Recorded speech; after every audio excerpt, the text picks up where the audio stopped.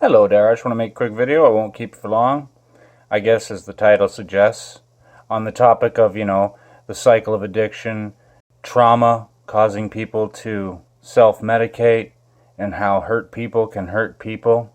Basically, I just wanted to make a video talking about things that I feel we all should, be real about as a content provider, whatever. I don't want to assert myself as some kind of phony baloney or claim to have all the answers. I don't. I'm just an opinionated student who screws up, and in this case, I fell off the wagon, to use the AA term. I was going to make a whole post about it on Facebook to use as like a narrative, but I realized you can finally pin posts again. Some people are thinking that I might be the guy who got that sorted, but just looking at my Bible study video today, it was talking about the same things that I've been struggling with. That being said, the idea of not only making a mountain out of a molehill, but just exposing sin the right way as opposed to being judgmental or being a bully. However, in my case, I guess I'm hardest on myself, but the cycle of alcoholism, the spirit of alcoholism that haunts my family, it drives me to drink, no pun intended. And I really want no part of it. Gonzo Shamira refers to it like a sin virus, like we're infected with it. And I find that an apt analogy, because the truth of the matter is afterwards it's like an addiction where you go on a bender, you fall off the wagon, and then you wake up like Ephraim in the pig pen. It's like praying for forgiveness. And I think with alcohol specifically, the last couple years with Cooties 19, it's been even harder on people. And so people self-medicate, and like I says, especially hurt people who then hurt people. And so, like with me, for example, my big thing was always wrath and lust before I became a Christian, justifying it. The world's pornography addiction, which is pretty heavy duty if you think about it.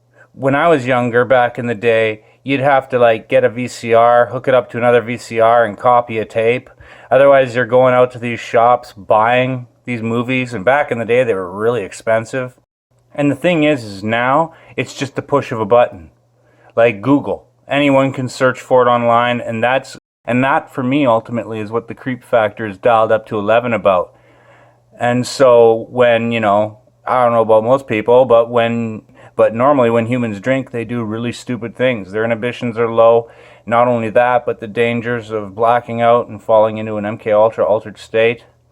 But yeah, this whole notion of self-medicating and alcoholism, it's a big one. Alcohol obviously has done more damage than anything else I can think of as far as drugs, because most people don't do stuff like cocaine and heroin, regardless of the damage that would do. Alcohol is accessible. It's everywhere almost. There's a few places like dry towns you hear of that don't have access. But for the most part, in the last couple years, like I says, everybody cooped up at home. Domestic violence cases are up. I know I'm pro-cannabis. I don't think God makes mistakes, and I don't think he put those cannabinoid receptors in our lungs for no reason. And I'm pro-cannabis. It helps my PTSD. And never once have I ever had a smoke and felt the urge to go hurt somebody or get crazy or do heroin. But with alcohol, you literally risk becoming a retard's retard. And in my opinion, that makes alcohol the true gateway drug, or prohibition in itself as well. But furthermore, my tenure here as a YouTuber or whatever, my original YouTube deleted, obviously, Marimore the Red, that was my dad's name, but whatever. The big one for me was realizing that I'd been picking fights when I shouldn't have. I mean, if I'm going to represent as a Christian, I shouldn't be out there waging war on people. I should be praying for them instead. And that's a more healthier, upbeat attitude to have. I find it easier to control my wrath than my lust. But thinking about how you should be exposing the sin, not the sinner, as it were. Like, careless words and gossip, when is your own house clean, is your own, state of being clean, exposing the nakedness or speaking in murderous tongues like that. I mean, we're to warn of the wolves, not about all the failed sheep, like gossip, because, the Bible doesn't speak very well of gossip. And so for me, I was just talking to my family about that as well, repenting of it. Because, picking fights, rage, wrath, it's not for me to be that kind of guy. I don't want to be that kind of guy. Like I said before, Gonzo Shimura coined it perfectly. The sin virus. Anger infected me. Lust infected me. The spirit of alcoholism has my whole family by the balls. And so, yeah, like I said, I pray for prayers. I pray for strength. I pray for help. But if I'm going to continue to do this, I need to make it less about, specific people exposing this, that, or the other thing, and more about just exposing sin or talking in general. Because before I was a Christian, my dad was a drug dealer, scumbag. He got himself killed over $3,000 worth of dope. Since Dad got clipped or survived the hit and went septic from the stab wounds, the last 10 years has been pretty crazy. But my big problem is also loneliness, isolation, celibacy, sort of. Other than the exception of addiction to pornography and most males suffering from it these days, the big key is realizing why it's wrong and fighting against it, not wanting to be infected with that sin virus anymore. But another of my bad habits has always been like cussing like a sailor. Growing up with my old man, he was a dealer. He used to torture on everybody he'd meet. And not only that, but he'd bootleg pornos on VCRs. So from a young age, I was addicted. And I didn't think there was anything wrong with it. And it became like a substitution. I've even had people tell me there's concepts such as like succubi, incubi, unclean spirits, spirit wives, things like that, that latch onto people, keeping them from pursuing healthy relationships. But also, I'm the type of guy, like Tupac said, I got a big mouth. And it gets me in a lot of trouble. And I want to be speaking life, not death. The Bible says that we'll be called to account for every idle word we speak. I've said some horrible stuff in my life. And while, you might hear me say shit occasionally or something, I don't really consider that a big bad word. Horrible things, cruel things, mean things, mocking Christians for drawing strength from other Christians. I was just a right shite, like my dad when I was younger. I knew it all. And hurt people. But even like Jim Staley was talking about surrendering to faith and speaking clean because, people like me need Big Mouths Anonymous. Also, though, like, again, the epidemic of alcoholism leading to people doing retarded things, which leads to other addictions, not just pornos, but say like gambling, or some people get addicted to violence. Some people get addicted to extreme sports, risking everything. You can get addicted to sex, you can get addicted to anything. It's not just a chemical thing, right? Obviously.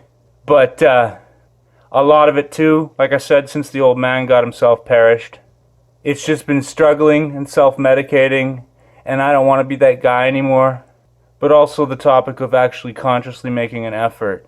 Like, I used to just make excuses for my behavior, but now I see it as the reason why I was doing it. And now I just don't want to be, a punching bag or, get tortured anymore, But at the same time, reliving trauma doesn't help either, at all. And for me, thank God for cannabis, regardless if people want to hack on me about that, but it helps. And I've never seen cannabis do the damage that alcohol has done to my family. And so, I'm just scrolling through my post here. I didn't really have any visuals planned for this video. I didn't know what to make the video part of this video. I just knew what I wanted to say. And so I guess whatever. It doesn't really matter. The visuals is just nothing, background nonsense. That doesn't even really have anything to do with what I'm talking about. But this whole breaking these cycles of addiction, I can't even stress how important it is. And like I said, pray for me too, because I fell off the wagon again. For me, it starts with a need to sleep, my hyperinsomnia. And so I think that, I'm one of these high-functioning alcoholics where I can actually maintain a schedule better with alcohol because then it predetermines or controls my sleep. Obviously, that's no kind of answer. You can get sick, you can be hungover, all that nonsense. It's poison water, basically. And so with me, the irony is that I can control my schedule with it, but I also risk drinking too much, being retarded, or falling off the wagon with lust in pornos and doing stupid things, much less the risks of blacking out and going into an altered state. But for me, I mean, insomnia, it's ugh, I wouldn't wish it on my worst enemy, and it becomes always the linchpin excuse to drink for me. And I don't really like being drunk. I have no urge to get drunk like I used to or self-medicate. I'd much rather just sit back, be sober-minded, and, play video games. I know people can't stand that I play video games, but, for me, it's keeping my hands busy. PTSD, trauma, extreme hyperactivity. Most people were in my skin for 5 minutes, they'd go cuckoo bananas. I can't even sit still, especially since I quit cigarettes. But that being said, even the topic of video games, playing violent video games, again, trauma desensitizes you to that stuff. I don't go out of my way to embrace violence. Like, I couldn't even get into this RDR2 game because of it. In the Batman game, nobody gets killed. That's nice. I mean, well, Batman doesn't kill anybody. I mean, yeah, for that matter, I'm desensitized to violence to a degree from trauma and PTSD that I've seen things most people only see in movies. MK Ultra, trauma-based mind control, the things they do to their kids. And so, yeah, I can't even sit still for 5 minutes. That's why I use video games. Mentally, I'm usually somewhere completely different. In fact, I might be doing a study or listening to some seminar while I'm playing the game. And this is just sort of like a focusing exercise, like a metronome for a piano player or something in a way. I mean, obviously, if I had my choice, I've talked about what I think a great game idea would be. The City of David, a game where you're only hunting Nephilim and monsters and stuff. You're not fighting or hurting people in it or promoting that kind of wrong-headed thinking. However, like I says, ever since the old man got himself perished, it's been hard for me, living like Obi-Wan Kenobi alone in the desert. I think that the loneliness and the despair creep in a little bit, and that's where alcoholism always rears its ugly head. In my family, it's splintered and fractured a lot of us, and so by that, I definitely pray for strength and forgiveness, because I'm sick of falling off the wagon. And I just wanted to make this video for anybody else who's struggling with this kind of thing. The first part of combating addiction is separating yourself from it. I mean, you can't go hang out at bars and whatnot and hope to quit drinking. And same with nudie movies. The thought of calling up my internet provider and getting a porno block or whatever, ideas, solutions, answers, not just, dwelling on it, but whatever. I guess I just wanted to touch base with my viewers too, because in the past I've been guilty of not being the best teacher, picking fights and not representing the Christian values like a Christian should, and representing the values of some half-baked thug, ex-thug, lost in plot kind of guy who doesn't even seem to really know what he's doing.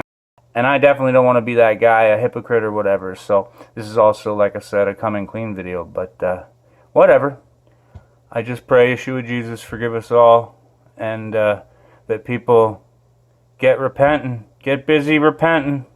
Because the time is nigh. Anyway, whatever. I guess that's all I got to say about that. Peace out, baby.